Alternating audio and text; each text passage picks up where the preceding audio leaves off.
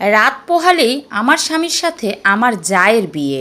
আমার স্বামীর সাথে এখনও আমার ডিভোর্স হয়নি, অথবা এখনও আমি আমার স্বামীকে ছেড়ে যাইনি। আমি আমার রুমেই বসে আছি। আমার বিয়ের এই 10টা বছর হতে যাচ্ছে, অথচ আমাদের কোনো সন্তান হয়নি।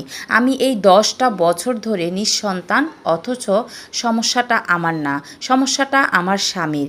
আমার স্বামী অনেক চিকিৎসা করিয়েছি, অনেক ডাক্তার দেখিয়েছি, কিন্তু বিয়ের 2 বছর পর যখন জানতে পারলাম আমার স্বামী কখনো মায়ের সুখ এনে দিতে পারবে না, তখন আমার স্বামী আমায় জড়িয়ে ধরে অনেক কান্না করেছিল আর বলেছিল, তুমি আমায় কখনো ছেড়ে চলে যেও না, শুধুমাত্র সন্তানের সুখ দিতে পারবো না বলে ছেড়ে চলে যেও না। তাই সেজন্য পায়ে ধরে কান্না করেছিল। আর কান্না জড়ানো মায়ামুখটা দেখে আমি আর কোথাও যাইনি। আমি আমার স্বামীকে ওয়াদা দিয়েছিলাম, যত যাই হোক তোমাকে ছেড়ে কোথাও যাব না। এভাবেই আমাদের সংসারটা কাটতেছিল। আমার শাশুড়ি মা আমায় অনেক পছন্দ করত, কিন্তু হঠাৎ করে আমার বড় ভাসুর আমার ভাসুর যখন তাদের 2টা সন্তান ছিল। বড় ছেলেটার বয়স 11 বছর আর ছোট মেয়েটার বয়স 6 বছর। আমার ভাসুর আমাদের সাথে থাকতেন না। তিনি নতুন করে বাড়ি উঠিয়েছিলেন বড় করে, স্ত্রী সন্তানকে নিয়ে ওখানেই থাকতেন। তবে আমার যা ছিল ভীষণ সুন্দরী। তাকে দেখে বোঝাই যায় না তার এত বড় বড় 2টা ছেলে মেয়ে আছে। আমার ভাসুর মারা যাওয়ার পর থেকে তার ছোট মেয়েটা প্রায় সময় আমার কাছে এসে ঘুমাতো। সে আমায় খুব পছন্দ করত। আমার যাও প্রায় সময় আসতেন, এসে আমার শাশুড়ির সাথে ঘুমাতেন, এবং 1-2 দিন হয়ে গেল সে চলে যেতেন। শাশুড়ি জমিতে আমার স্বামী বড় করে একটা বাড়ি বানিয়েছিলেন। বাড়িতে বেশ জায়গাও ছিল।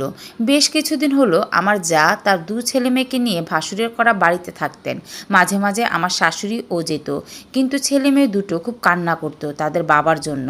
আমার স্বামীকে মানে তাদের চাচাকে অনেক বেশি ভালোবাসতো। তাদের কান্না সহ্য করতে না পেরে আমার স্বামী দুজনকে বাড়িতে নিয়ে আসে। প্রথমে মেয়েটাকে নিয়ে আনলো তারা, 3জনই ঘুমাতো। পরে ছেলেটা আসার পর আমার খাটটা ছোট ছিল, এজন্য 2টা ছেলে মেয়ের সাথে আমার স্বামী ওপারেই করে ঘুমাতো, আর আমি নিচে মাদুর পেতে ঘুমাতাম। আমার ভাসুর বেঁচে থাকতে তারা আমার স্বামীকে ছোট আব্বু বলেই ডাকতো, কিন্তু ইদানিং দেখতেছি 2টা ছেলে মেয়ে আমার স্বামীকে আব্বু বলে ডাকে।